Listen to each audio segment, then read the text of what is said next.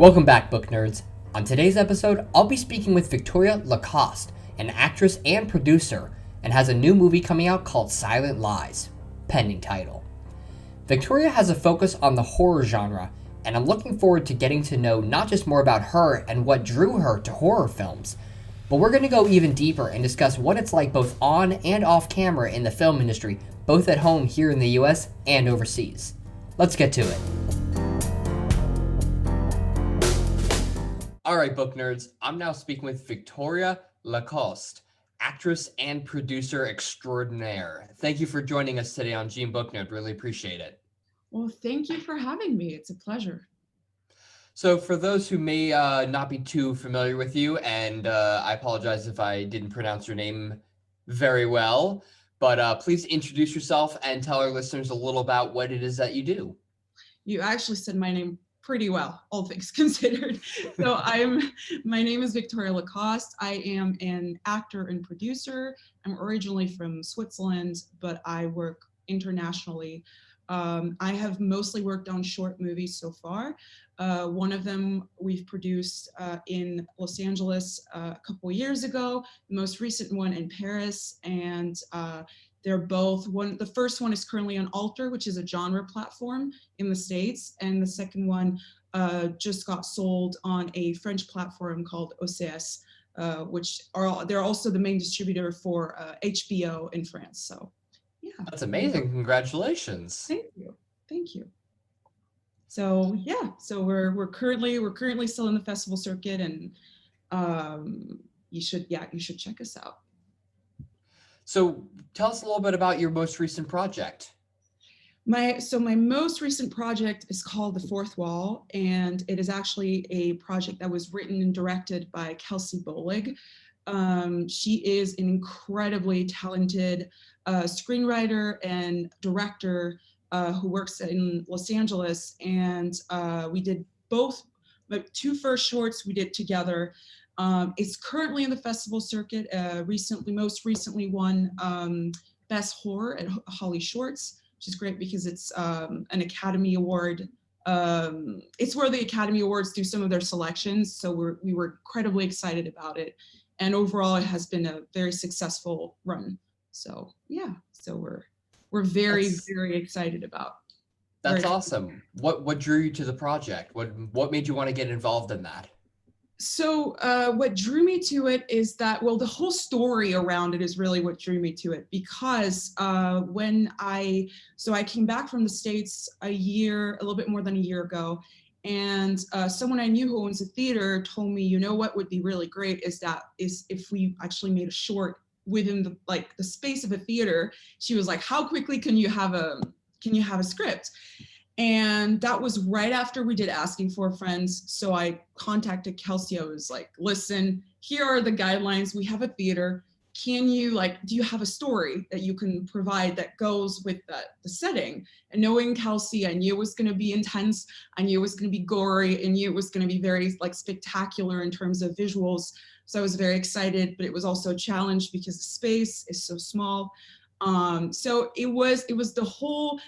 was just such an incredibly challenging process, but also very rewarding once we actually got it going. And the story, it's dark, but there is an element of hope to it amidst all this gore and this intensity. And it's also a very visually thrilling experience, and just in the visuals, and it's all the word in English is escaping me for a second, but they're all it's going to come back to me. But essentially, we wanted to make it all in one shot, and we ended up sectioning it, but it has this very kind of dancey feeling, which we also had in Asking for a Friend, and that, just knowing what it was going to look like, what it was going to feel like, I was hooked. So I'm curious to know about, you said it's supposed to be a one take, was it a one shot or without cuts, or? We wanted that to be the case initially, and then what we realized is that the space of a theater, and especially old Parisian theaters, have very, very narrow backstage, and we wanted to so badly to have kind of like a Burn Man feel, and then we had to just we wound up just cutting it, and I think there were 4 or 5 separate takes, but it feels like one continuous wave almost. So that's really impressive, because I mean, doing one takes, even more, even something that's more than a minute or so, is so difficult. Like when I watched Birdman, and they did, these like 10-15 minute long takes, I'm like, you have to have everything perfect, and you have to practice it so many times, and so much. Whenever it's pulled off and done well, it is mind-blowingly impressive. Honestly, yes, it was hard. Like I knew it was going to be difficult, and I remember the film crew we were working with, that was not a particular style that they worked on a lot before, and it was horror and there was blood, and we were like, listen, this is what we want to do, and they were worried, which I understood because of just the size of the crew, the space we were working with. There were mirrors. There's a scene in the back in one of the lodges where there are literally mirrors on all the walls. So you're working with, there are 4 actors, mirrors everywhere. So people were literally on the ground, kind of scouring, and like the camera movements, it was a task, but it was done so well. And our crew was honestly, without them, like I feel so, I'm losing my English tonight. I don't know what's going on. There are words that I usually know. And I mean, if you want to switch to French, I won't understand you, but I'm sure we have some listeners who do. Who will. It's just, I feel so grateful. That's the word I was looking for. I feel so grateful for like the work they've done, and they've allowed us to put it in, just put it on screen, and it exceeded what I had expected. Gotcha. Yeah. I mean, going back to the one film that really, especially in the kind of the horror genre that really stands out is, I don't know if you've ever seen the show on Netflix, The Haunting on Hill House, or The Haunting of Hill House. There is a one take in that during like a thunderstorm, and it transitions between like upstairs and downstairs, and all the kids and the families, and it transitions with them as kids and as when they're adults, goes through like 3 different rooms and like 3 locations. And I watched the behind the scenes on that, and they practice that, and it's like a 5 or 6, 7 minute long one take with like 12 to 14 different actors switching in and out, and they practice that, I think, for 5 months before filming it. I believe that. I believe it. That's insane. I'm ashamed I have not seen the show. I've been advised to watch it a million times, but it's really good. You should. I'm sure it is, and it's next on my list because you are the 20th person who's seen the show, Victoria. You should really, really watch it. So now I think I got the memo, and I watch actually no pressure. Amount of TV. I watch a fair amount of TV, and it's hard to keep to stay up to date because there are more and more releases. But this is one of the few consistent shows that everyone around me has loved and has recommended. So I will get on it. The story's great, but the cinematography and acting is just top notch. I'm more excited. I'm even more excited now, and especially because those scenes, they're incredibly hard to shoot, and we were working with a short, so some of these scenes were a minute and a half. And I remember one of them we did at least 17 times before we got it right, and it was the scene at the beginning. Because one thing is, like, the film was shot in reverse, which made it also really challenging for the leading actress, because she like goes towards like this huge like emotional very emotional breakdown, and we had to film it so that she started there and then we went towards the start. And I remember that first scene, we didn't rehearse for 5 months, but we had to, the week prior to filming, we had to book the space for a few days, because I realized just from where I was standing, I was like, if we don't rehearse this, it's going to be a nightmare, and we don't have time, because we had to vacate the theater at like 5 p.m. every day, because they had shows in the evening. So we had to build everything up and take everything down. And so we also were under quite a time crunch, which added to the stress, obviously. Oh, I'm sure filmmaking in general is never stressful. No, it's the most relaxing experience. But yeah, no, it's not for the it's not for the faint of heart. It's So not.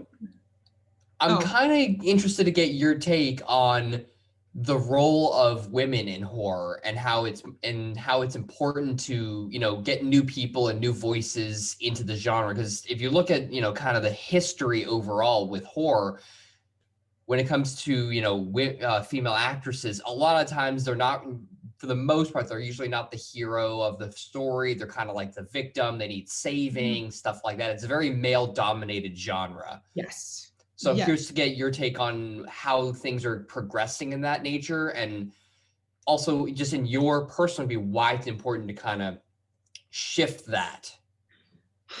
Ooh, I have so many things to say, so little time. So there is a shift, because I think, and that's something I was talking about with Kelsey not so long ago, is that horror, a lot of the typical horror movies have been very much, when they're male dominated, where there is a sense where like the horror is always outside. And like there's something Kelsey told me, and I thought this is brilliant and makes so much sense. She was like, a lot of horror movies are acts to like an outsider, an outside danger. And sometimes, you know, they're like male, like serial killers, they're like, you know, spooky events, and they're always on the outside.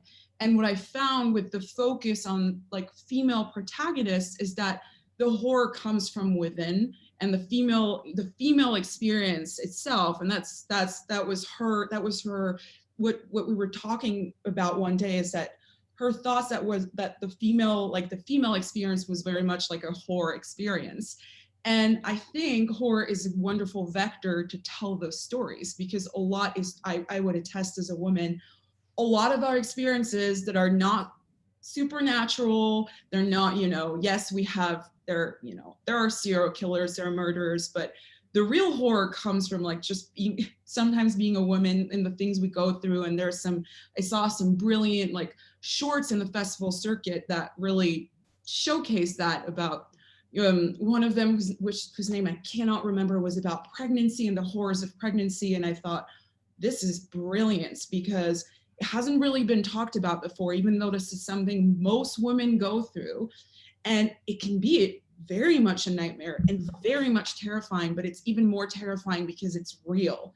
And I think that's something Kelsey does brilliantly, is that, you know, while asking for a friend is, of course, it's not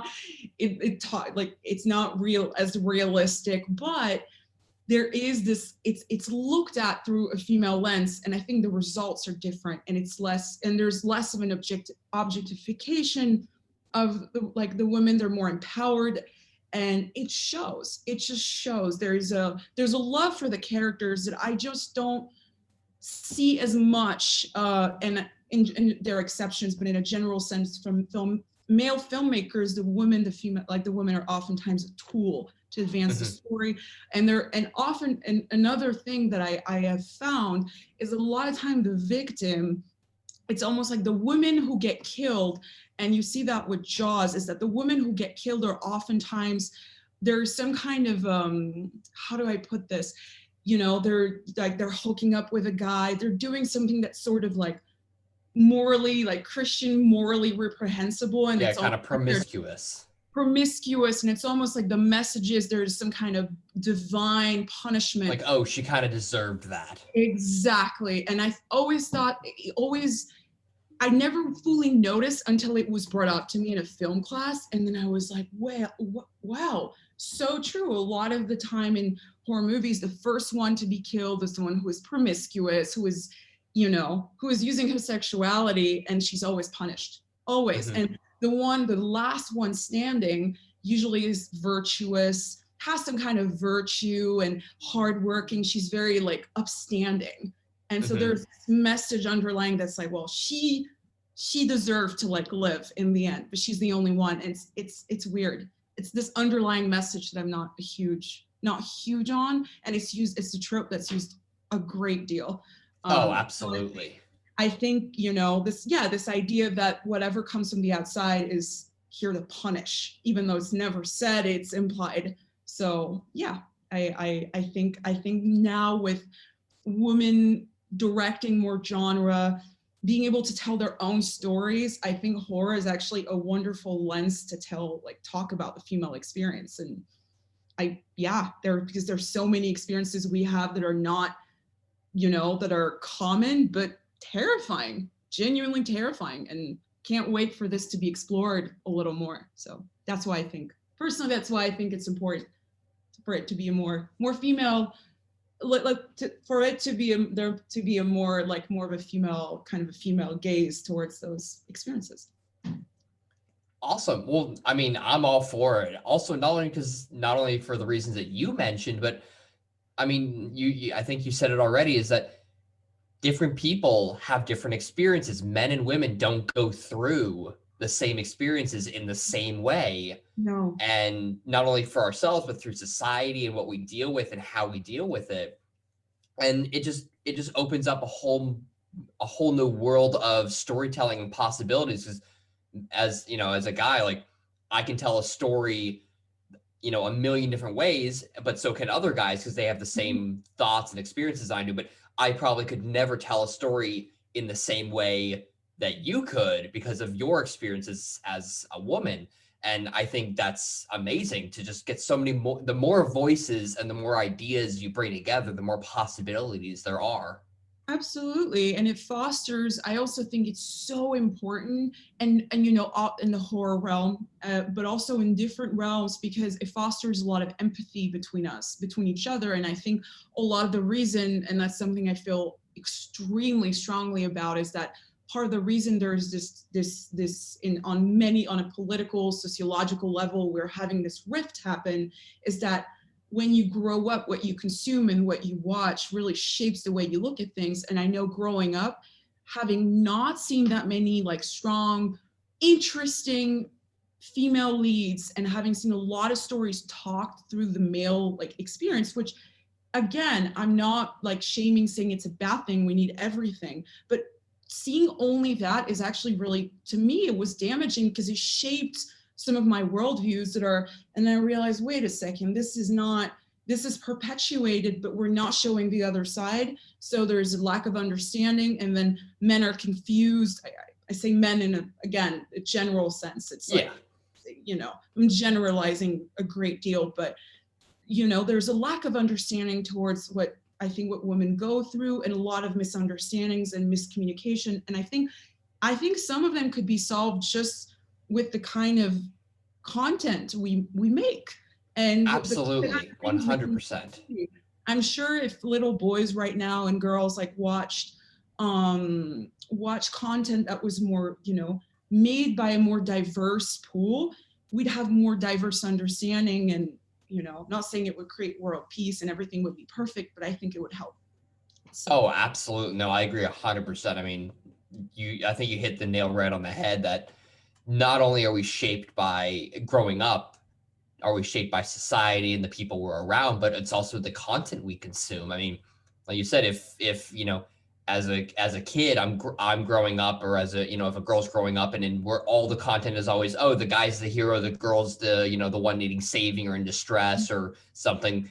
As they grow up, that's the way that they think. They think, oh, guys are supposed to be strong and be the saviors, and women are supposed to be helpless and need a guy to do everything and save them every time. And it's like, no, you don't.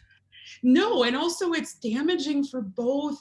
I don't like to say sides, because it's so much more complicated than that, but it's damaging for everyone. It's damaging Absolutely. For men who then feel like they have to be strong all the time, and I see that in a lot of guys. But I also think watching movies, I'm like, men are always the strong one, and it's like, if men were allowed to be more vulnerable and exposed to, maybe they'd feel, oh, well, that's just normal. I can't express my emotions, and women, feel more empowered. I think it would balance. I can't tell you how many times, I think I'm very fortunate in the way that I grew up, but even still, I grew up, and I remember being told, not necessarily by, my parents or anything, but by, friends of mine and other people I knew and stuff, they're like, oh, don't cry, men don't cry, get over it, and I'm just like, what? This. Yeah, it's so brutal and unnecessary, but you're not alone. I've seen it just by virtue of the job I do, I'm surrounded by one of the very few women in my circle. Like I work with a lot of men who are in the middle age and who have had longer careers in production. And it's been a very interesting experience because sometimes I can just see, and there's also generational, you know, it's a whole topic, but there's also a generational divide. And I can see the effect of, you know, not being allowed to express certain things and having to fit in that mold, and how it's just, no one benefits really in the long run. I think everyone suffers from it. And yeah, I just think it's time to kind of elevate the discourse and broaden it as well. And I hope that I can be a tiny part of it in my own way, if at all. But yeah. Absolutely. I think that's a great goal to have. So as an actress and a producer, those are, of course, very different roles. And just for our listeners, and even for myself, because I'm still, I mean, I work in the film industry, but even still, there's so many roles, and I don't even know what everyone does all the time and what's involved. I feel like so no one does. No one does. I mean, when it comes to acting, it's pretty obvious, like, oh, you're on camera, you're the actor or the actress. Mm-hmm. But when it comes to producing, kind of, can you tell us a little bit more about what your job entails as producing, and how, obviously it's not the same as acting, but how those skills might kind of correlate a little bit, or how, you know, you're expected to be an actor or a producer. Like, how do you handle doing both of those? Because I feel like those are such different jobs. So it's fascinating that you're asking me this week out of all weeks, because I'm currently in an acting masterclass with casting directors. So I'm for the first time in a year, I'm finding myself on the other side of it. Again, around mostly actors, but I also produce, and I found like I was the only one in my class who also produced. Like a couple of them were also writing and directing, because there's usually some people who make their own stuff because they want to showcase themselves, which is what I wanted. Is how it started. I wanted a platform to showcase my acting, and then producing became more of a passion as well. And I figured right now, more and more people are taking on different roles. But I agree, like I do feel like I'm leading a double life, for lack of a better word. It's like I'm around, it's really strange because producers and actors don't really interact a whole lot. So it's like having two worlds and dealing with both worlds. And also, you know, when you're in a production, you're in control of a lot of things. Not everything, but you are in control because you're managing a team and you're leading them towards a certain goal. You're not here to showcase yourself, but you're here to showcase a project at large. And as an actor, there's a lot less control because you're putting yourself out there, and then other people judge you and judge your work. And being on both very kind of extreme ends of the spectrum is also very enlightening, because I understand a lot more like the process even of acting. Like I understand a lot more why the industry can be so unfair, and a lot of things don't feel as personal anymore. Like it just gave me such a broader understanding of, like, even when I'm acting, I'm weirdly enough, I'm less under pressure, because I'm like, so much is not under my control. So much is just, you know, you can be incredibly like talented, but sometimes the movies themselves are having trouble getting done. It's just understanding the whole process is just on both ends. And also, you know, when you're an actor and you're also produce, you also have more empathy, because you know like how vulnerable it is for an actor to be. The process of acting is extraordinarily vulnerable. And I think you just understand kind of, you know, more how to interact with people, because you're like, okay, like I know what it's like. So therefore, you know, I'm not going to assume it's easy on either end. They're both really difficult jobs, just in very different ways. So yeah, but it does kind of feel like living a bit of a double life. I agree. Can you tell us a little bit about what your roles are as a producer? Yes, sorry, you did ask me that, and I went on a tangent. I apologize. So as a producer, what I do is that I will first of all find projects that excite me, because one of my goals with Edelweiss is to find work that is just like groundbreaking in a sense that kind of pushes boundaries. I like things that surprise me, that are a little bit out of the box, but also yet have obviously a bit of a commercial appeal. So trying to for me personally, artistically, having a balance between those two is important. So finding projects that interest me, promoting younger upcoming talent. That's also something I really want to do. New voices, and kind of trying to facilitate that in, because it's incredibly hard for new filmmakers to put their work out there. And I believe that there are brilliant people who just are having a hard time, because breaking into it is so difficult, as you know, to have someone be like, I will look at it and I will tell you how I feel, I think is invaluable. So if I can be, not saying my opinion is like be all end all, but I can be, just trying to facilitate that. And also obviously finding the funding and everything that it entails, and finding avenues to make those projects happen, and the right collaborators and the right people to bring onto it. And it's very, very much what I found is that production, it's very much like it sometimes does feel a little bit like human resources, because you're juggling people on a team who have very different roles, and you're trying to facilitate that connection, that communication. And it's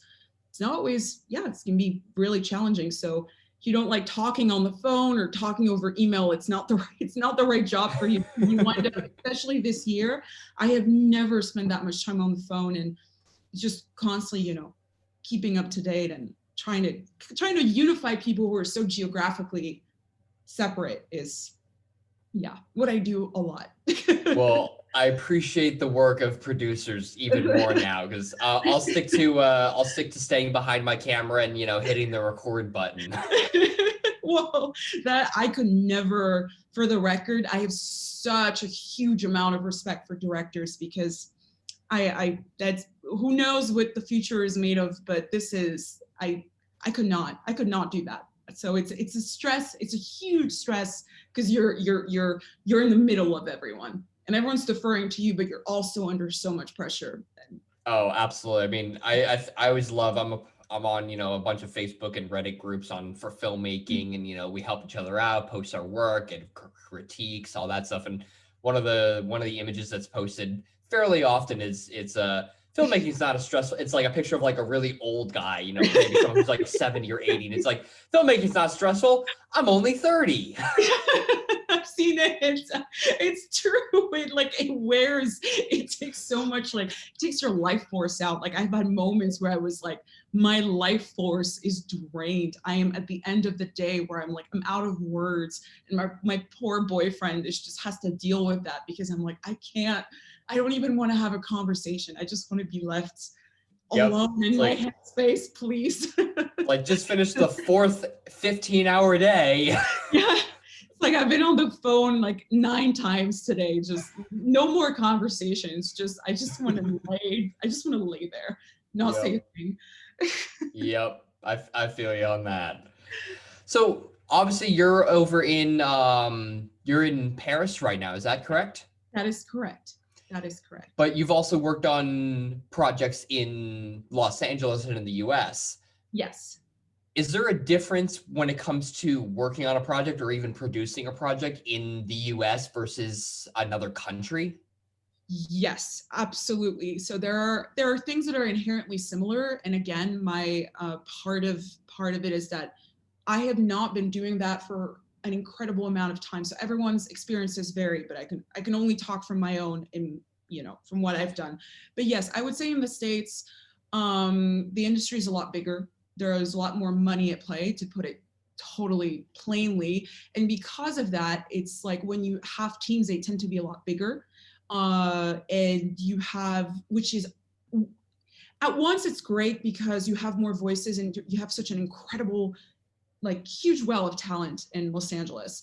But sometimes it can feel like too many cooks in the kitchen, because everyone's giving their opinions, and actually it can delay things moving forward. France, we have a much smaller industry, so more people, everyone kind of knows each other, for, you know, lack of a better explanation. And things like the projects are not, some of them are huge, but there is more of I feel like a little bit more like I'm part of a family. And in the States, it was, and that was also, you know, it felt less that way, but I think also partially was that I had just gotten out of school and it was my first time producing something. There were so many things I didn't know about. I was discovering it, and I was discovering it in a culture that, you know, even though I'd spent 4 years studying in the States, it was not my culture. It was not something I had done before. It was just, you know, I kind of threw myself in this project, and it was, you know, when people showed up on set and they were so incredibly professional, like it blew my mind. It really, there's a professionalism in the state that States isn't, that to me is incredible. And it very much felt like people were coming there to do a job. And that was it. Like they were coming here to job. It was fine. It was very well executed. When I filmed The Fourth Wall in France, there was more of a sense that, you know, everyone was so excited because it was new and it hadn't been done a lot before. Like we were coming with a completely different type of script that, you know, very, very different type of project. And so there was an excitement that, you know, was very contagious, and it felt like we were building like a little family for a couple weeks. So there is that difference. And I think it stems from just, you know, in LA, it's just it's an industry, and you really get the sense that it's an industry, but at the same time, things get done really fast, and it's the skills are insane. Like the kind of things you can do is, yeah, mind blowing. So I would say that was, to me, that was the difference. And everyone. No, I could definitely attest that here in Los Angeles, you know, people love their craft, but it's treated less, at least again, just my opinion from my own perspective, but as much as, you know, when it comes to the actors and the, you know, the people on set and everything, it is an art, it is a craft, but a lot of people think of it as a business, as the industry first and the arts second, instead of the arts first and the business is like, oh, this is a secondary thing we just want to create. It's like, no, this is a business, but we're still the arts. And I would say in France, it's the other way around. It's like we're creating a piece, we're creating art here, and then there's the business side, but it's not. Sometimes, you know, there are movies that are clearly being made to make money. Like it's very clear. There are also big studio movies, of course, but there's a bit of that, like, oh, we're making a piece of art. And I like it too, because people come in really wanting to make it look good, and it's a different feel. It's different. But very much agree with what you said. So I also was told, I heard that you have an upcoming film called Silent Lies. Silent Lies, yes. So it's the temporary title so far, just putting it out there because in case it changes, it's just something to know. But yes, it's a movie, it's a short, it's written and directed by an upcoming French director. It's also a horror movie. It's very much psychological. My favorite type of horror movie. Very much psychological, very what could I compare it to? It's hard to tell the story without spoiling it, but it's basically about the toxicity of female friendships in a closed setting. And how interesting. Yes, it's about in essence, it's about toxic friendship, and how someone can have such a pull on someone else, and how they can, you know, manipulate their perception of reality. And yeah, that's all I can say. Okay. I won't push too much. Tell us everything. It's hard with shorts. It's a little harder because you're dealing with such a short amount of time. But yes, absolutely. It is all indoors, and it's very much like very gothic style kind of horror. Ooh. Excited. She has a very unique, very much like Kelsey, she has a very unique flair and a very unique world. And I always find that. I love people who have their own kind of universe, like you're piquing my interest here. Yeah. So I love it. It's gonna be filmed in we're filming it in Belgrade, hopefully start of next year, knock on wood. We're supposed to film it a few months ago, but we've kept delaying because of just, what's going on. It's too risky. Because of 2020. Because of 2020, exactly. So, yeah. Do you find that there's a difference in how productions are either run or how filmmaking as a whole is done when it comes to, because you said Silent Lies, pending title, is going to be directed, it's written and directed by, like you said, an up-and-coming director, someone who's very new. The differences on working with someone who is kind of an up-and-coming newer person versus someone who's been, I've been doing this for 35, 40 years, how's that different? So, there are a lot of people have asked me, because they were like, you're taking a big risk. Why are you working with people who have such little experience? And I thought that was a very valid question, because I work with producers who have been doing it for like 20, 30 years. What I have found is that experience is incredible, and it's such a valuable tool. However, there is also a freshness from someone who is starting, because they're not, for lack of a better word, they're not blasé yet. So when they do something, it's their first work, and they have a vision. They have convictions that sometimes when someone has been doing it for a long time, they can lose, or they can have a very set idea of how things should be done, which again, it's not a bad thing, because you learn with experience. But I also think when you're new, you also have a fresh outlook, and I think you need both. But I acknowledge that it is, it's not, a lot of producers are like, well, would rather play it safe and work with the same people. And I completely understand, but what I want to do is I like to surprise people, and I like to offer things that are a little different. So I think you need both. So working with experienced people is awesome, because you have the value of their knowledge with you. But I also think that someone who is fresh out of the gate has a vision and has an outlook that is completely their own, and hasn't been yet changed or molded by the people around them, because ultimately that's kind of what happens. And sometimes you can become too comfortable when you've been doing it. You're like, this is how it's done, this is how I do it. And you see that sometimes with directors and with producers, where the movies are great, but there is a formula. And I try to avoid, again, we'll see what happens in a few years, but I try to avoid formulaic things that are too formulaic. It's just I don't find it the most I don't think it doesn't spark my creativity. It doesn't get my juices flowing really the same way. So absolutely. No, I can definitely agree with you on that. So if you don't mind, I wanted to get a little personal with you and talk a little bit more about your background, because I know that you didn't exactly go in the same direction career-wise as your family. Yes, that is. So your family heritage, from what I've learned, is more of it's a life of fashion, which you kind of said it's not really for me, and you went the filmmaking route. It's still the arts and stuff. It's still in that same genre. You didn't go into finance or auto mechanic, but I'm curious what your motivation was and how that played out.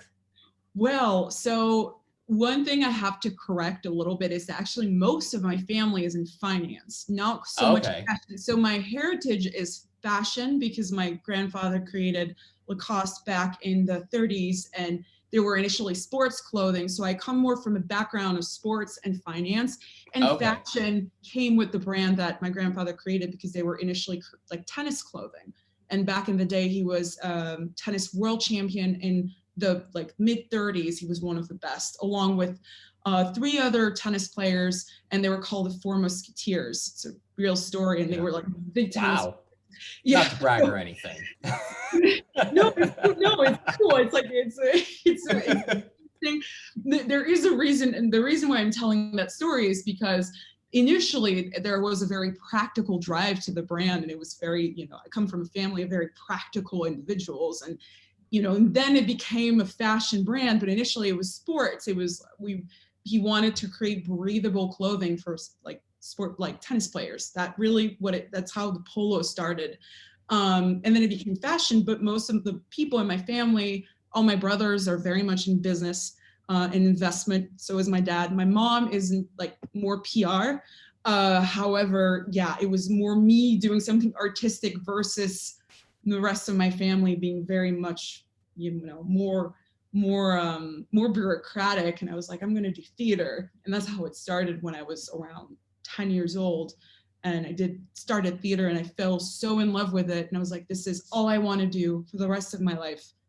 And yeah. And I was lucky because they were still, all things considered, very accepting of it, which when you come from a background where most people have always done a thing a certain way, and most people worked in the family business, there could have been an expectation for my parents to be like, no, like, no one can force you to do anything, but it's hard to go against your parents' like will and to not have their support in that way. And I honestly have to say I was extraordinarily lucky to have parents who were like, you know what, it's totally different, but like go for it and like just make sure to do it like all the way. Like if you're gonna do it, like really do it. And then production came into play, but that was later on after I was done with my studies. So yeah, I was fortunate because I know sometimes when you come from a background that's very practical, where everyone's in finance or business, and you're like, I want to be, an actor or filmmaker, it can definitely scare people. And because my mom is herself, she's very creative in her own right. I think she understood. I think they both kind of knew this was going to happen. They would have been more shocked had I been like, oh, I want to become a lawyer. I think my brothers would have been like, no, something's not right. Are we sure she's not adopted? Dude, yeah, exactly. No, this is not right, because just based on my personality, it just wouldn't have. I never even considered it. It was kind of from the moment I discovered the stage work, that was kind of it. I was like, okay, this is what I want to do. Nice. No, it's definitely a blessing to discover your calling like that. I mean, that's how it was for me. I started in photography before I got into filmmaking. And I mean, I remember I always had a camera running around since I was, 3 years old and taking lots and lots of pictures. So, and then I transitioned, but I think it was probably around 6 or 7 when I was like, I didn't know exactly what I wanted to do in film, but I was like, I want to be a filmmaker. Like I want to work on movies. Yeah, and I just followed that path, and 25 years later, I'm still doing it. That's incredible. And also that's from like the age of 3, it was just your call. You just knew right away. I just loved pictures, and that you could look at a picture and tell a story, and you can, have someone, standing at the beach, just, like a silhouette, and someone looking at the beach and go, what was going through their mind? Why were they there? What were they thinking about? What were they pondering? What brought them there for that day? Yeah. Like, what happened to them earlier? Are they happy? Are they sad? Like, there's just, 1,000 people can look at the same photo and come up with their own story. I agree. I actually really, really have always liked photography out of all the mediums, like I like paintings. I've always liked contemporary art, but photography is what I like the most. And I agree. There's nothing more interesting. Almost what people project on the picture is the most interesting part, because it says so much about the person who is looking at the picture, like what is coming through their mind. And I find photography is an awesome vector to tell stories and push boundaries. Like photography, thinking through time, has very much been one of the first, like not the first medium, but it has pushed boundaries that hadn't been pushed in other art forms before. And I very much agree with the sentiments. Awesome. Well, I'm glad we seem to be very like-minded. Although you deal with areas of filmmaking that I don't think I ever could. So that's why it's good that different people are good at different jobs in the film industry. It's honestly, that is, I think, the magic of any industry, anything, is that everyone's bringing in their own skill. And there are some of the jobs from filmmaking that I just look at when I'm on set and I'm like, how do you do this? And it's lovely to think someone, is looking at you and thinking the same thing, and we're all like when there's that collaborative mindset. Yeah. I think that's when it becomes a really beautiful process, because you're like, everyone's bringing something to the table, and if any single person's missing, it can't be created. It has to be kind of a joint effort, and it's something you find also in theater, and it's in a different way, but still, it's like, if you don't have someone doing the lights, you don't have someone like taking care of the sound or making sure everything's clean, then it's a disaster. It's like every role is super absolutely important. We tend to focus more, on producers and directors because they're the most at the forefront, and actors, but people don't realize just how many people are involved in a movie. And I just want to give my appreciation for everyone who like does the technical sides of it, because I'm impressed. Like I could not. It takes a certain level of like physical, emotional, like strength and sanity that I'm impressed by. Yeah, absolutely.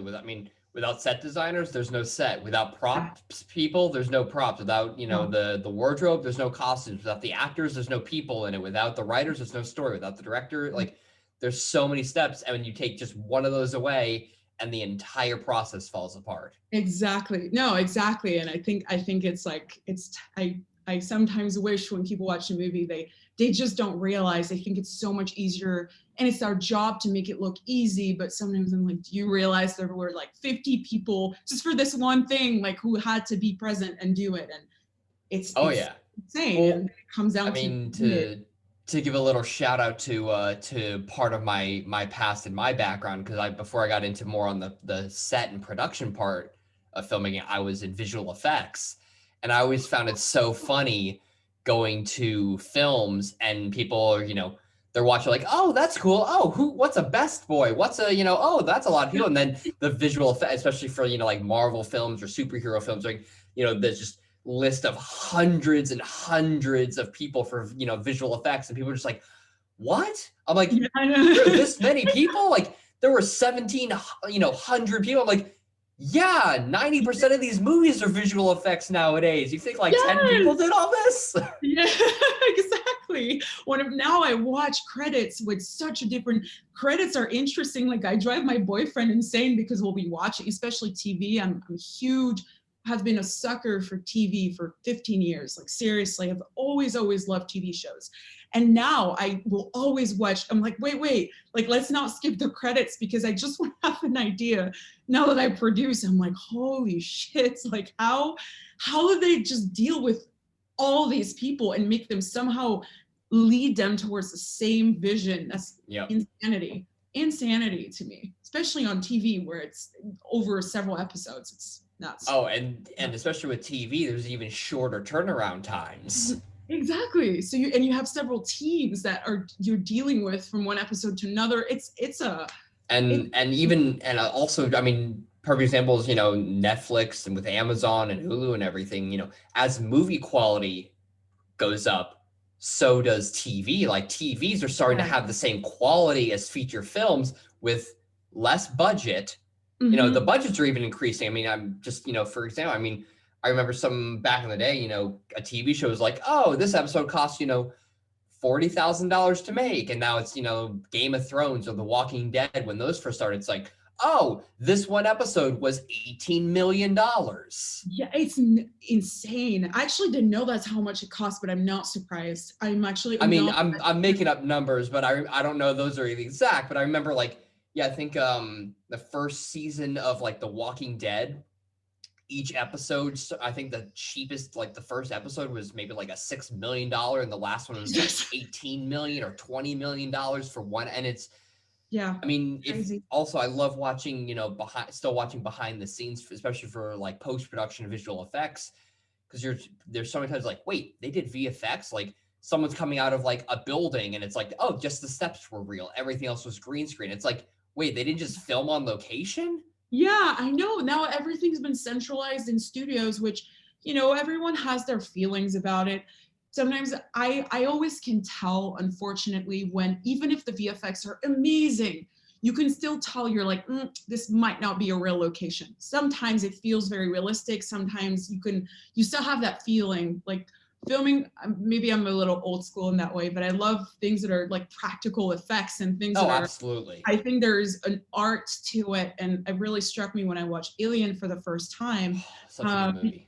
Because of the design and I watched it when I was younger, and then I rewatched it. But it's like I rewatched these movies with this heightened appreciation for the art that I just didn't have before. And that's something what I do has given me a lot of appreciation for, is that I just look at movies. Sometimes it ruins the fun because I can see mistakes, and I'm like, same. You too. Whenever I watch a TV show or a movie or something, I feel like, especially, since I got into the film industry, I can never watch it exactly the same way. No. Nothing's ever the same as before I got in, moved to LA. I'd watch a movie and I'd be like, oh, that was a great film. I love the story. And now I'm like, that was a great shot. I bet this is how they did this one. Ooh, that was not quite right. That reflection didn't quite look right. Mm-hmm. Like I'm always dissecting, and it takes me out of the film because my brain just starts thinking like, that was a cool shot. I bet how they did it was they did this, and then they did this, and then they did a tracking and did it. And it's like, I'm in the middle of watching a TV show or a movie, and I'm already analyzing how they may have done that shot. Same. It's fun in a way, but it's also, you're like, damn it, I watched it for the story, and now I'm analyzing where the light is coming from. And if you start noticing, because continuity, you can never respect continuity 100%. There's always going to be some, especially with hair. I've started noticing it with hair. There's like a lot of flip, like between, like the back of the character and the front. And I noticed tiny things that I would have flown over my head. And, you just become kind of sucked by the Absolutely. Little details. It's funny. I'll be watching a film or something and be like, all right, so this is probably filmed on an Arri Alexa. I wonder what lenses. Oh, I wonder where. I'm looking at a shot like, this is a beautiful shot. All right, they've probably got a light over there pointing here at this temperature. Like, I'm just like starting to break down like the lighting setup. And like, I'm in the, like, I'll have to pause it. Like, I'm watching a movie. Why am I analyzing the lighting setup? I know, exactly. Because it's like, because it's your job. So it's almost like now, even when you're watching, it's like you start becoming in work mode. That's how your life is ruined. No, I'm joking. Your life's not ruined, but that's how you've crossed to the dark side, and you're like, oh, fuck. No. Oh, so true. Absolutely. Well, it was absolutely fantastic having you on and talking to you and getting to know you and more about your background and more about producing. I learned more about producing today. So that makes me happy. That's very flattering, because again, it's not like I've been doing it for that long of a time, but there are facets of it that people don't necessarily get to see, and it feels there's this mysterious world of production, but really when it comes down to it, it's a lot of communicating, and you need to have pretty good people skills, because you're dealing with so many personalities. But I mean, also I feel like producing is one of those roles, just like kind of editing and VFX and even just being on set and stuff. There's, actors are always, front and center on screen, and it's always, directed by is always flashed on screen. But there are so many jobs that when they're done well and they're done right, it's almost like they're never noticed. I agree. And I think that's one of the wrongs that needs to be righted. I don't know if this is even an English sentence at all, but I think that, when an example is when Queen's Gambit came out. Oh, such a good, oh God, I loved that. I loved it. It's one of those shows where I feel like that was one of the first times everyone agreed on something in 2020s. Everyone was like, no matter what the political views were, everyone was like, Queen's Gambit is a great show. It kind of brought us together. Phenomenal. My girlfriend told me to watch it, and I was like, all right, I'll watch it. And then I was just like, oh my God, the story, the acting, the camera. I loved the, this won't give anything away to anyone who hasn't watched it. And if you haven't watched it, you better watch it soon. Yes. I love the how she imagined the game of chess in her mind. Yes. Was phenomenal. Beautiful. Phenomenal. The ceiling, like the I loved it so much. I was like, it was in terms of complexity, it was probably a fair, low on the chain. It wasn't, Iron Man suit or anything, but it was one of the best like uses of visual effects that I've seen in a long time. I agree with you. It's more, and sometimes it's not about making something to me that is like very expensive or very like wow, like nothing against superhero movies. They're not my favorite thing, but I know a lot of people love them. It's just it's not specifically my cup of tea, but I think there is something to be said about something that is used for the benefit of the story and not, making things to be impressive, awesome. But I think it's stronger when it's used to help tell the story. And Absolutely. in Gambit, I think the reason why it's so good, there's the acting, the directing, the great cast, yes.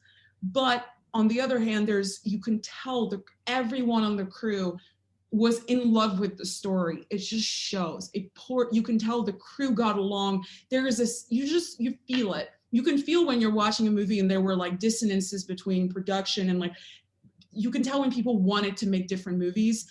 With this, it's so cohesive and just beautiful on all ends to me. And it, from the set design, and for the first time I've heard people just who were not in film talk about the set and be like, wow, whoever made this. And I was like, oh, finally, because these people deserve so much love because you cannot.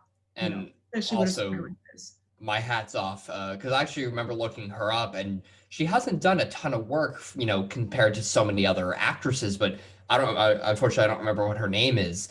But the main actress who played the character, when she was more grown up and like, most of the series, she was just phenomenal. So good. She's phenomenal. And also I pride myself. I know it's a very like people say that and makes people roll their eyes, but I will say it. I've been following her for like at least 3 years. And I've always felt like she was going to be big eventually if I can, throw like, give myself a little bit of credit here. But for real, I always thought this girl is going to make it. And she has like, there's something very unique about her and her energy, her looks.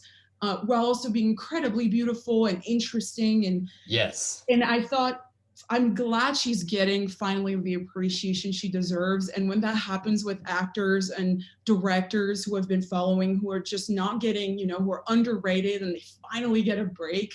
Yeah. It just gives me, it's like a friend who finally, won the, a friend who finally got promoted at work. And I'm like, I'm so happy for you. And oddly, that was my feeling. I was like, good for you. You deserved it. And you've been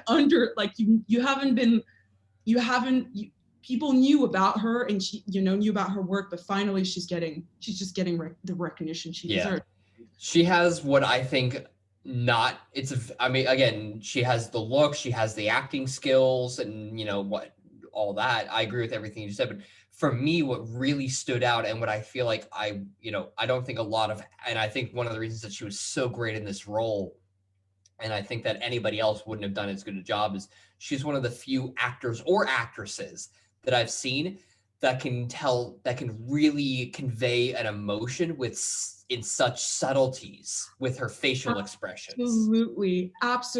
As an actress myself, that was something that really stuck with me because I've always liked very subtle changes, and I think I love that type of the slight tilt of the head and the slight eyebrow raises. You could tell what she was saying. She just couldn't convey so much emotion with just by going that. No, it's like the slightest eyebrow lift, and it was it said so much.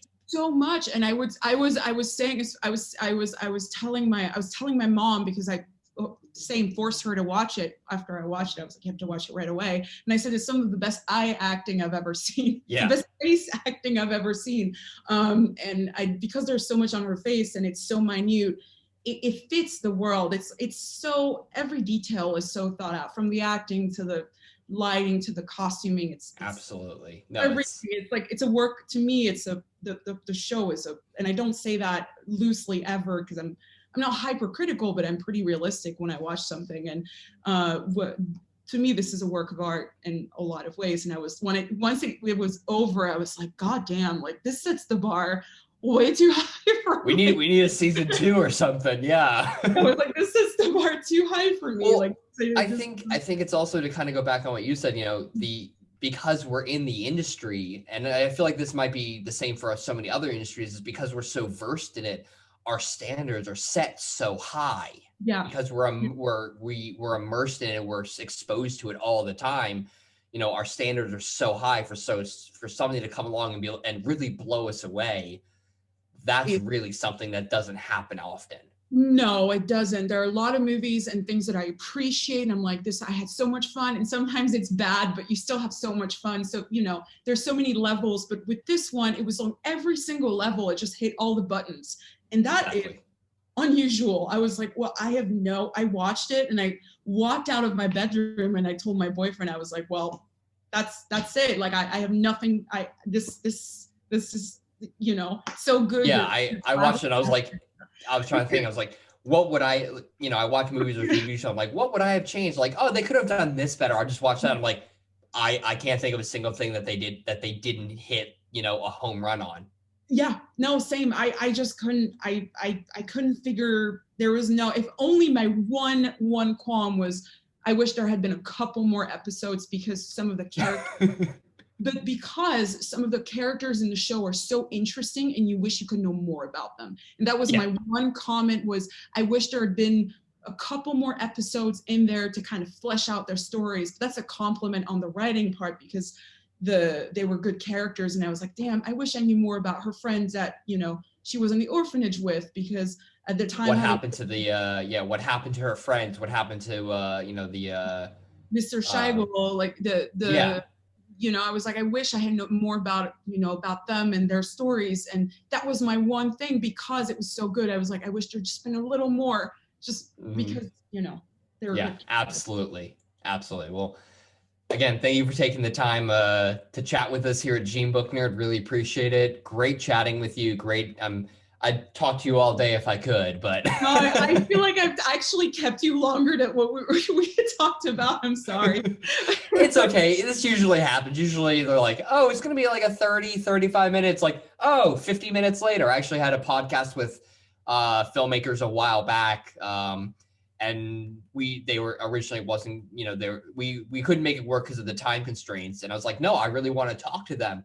They're like, hey, we got you a 40-minute podcast. Yeah, we talked for an hour and a half. Like, oh, okay. That makes me feel better, because I could hear myself talk. I was like, God damn, I need to let this poor guy just. No, not at all. I could talk I would happily chat with you about filmmaking and the process and everything for another hour. But unfortunately, I do have some meetings, coming up here. Not in 5 minutes, but other things I do have to get to. But I wish I could talk to you for hours and hours, because I could talk filmmaking all day easily. Same here. Well, we'll talk. I'm sure we'll talk again. Hopefully there's a point where I can go back to the States and we can start crossing over, and I'm sure we'll meet and talk more. I would love that. It was a pleasure. Thank you so much. Absolutely. Well, thank you very much. And hopefully we'll have you on the podcast again after your next short film has been released. I'm very excited about it, because it's there are not a lot of enough genre movies, the French genre movies. So I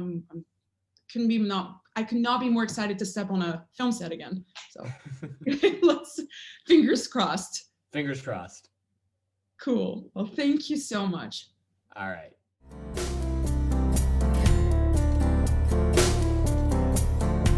Victoria is incredibly knowledgeable, and it's always so fun and interesting to get someone else's perspective on how they view filmmaking. I hope all of you listening enjoyed what Victoria had to say as well. Until next time, we'll see you on another episode. Any parting words for our listeners before we sign off, Victoria? Hello, this is Victoria Lacoste. I am the producer of the upcoming short Silent Lies. You are listening to JeanBookNerd.com.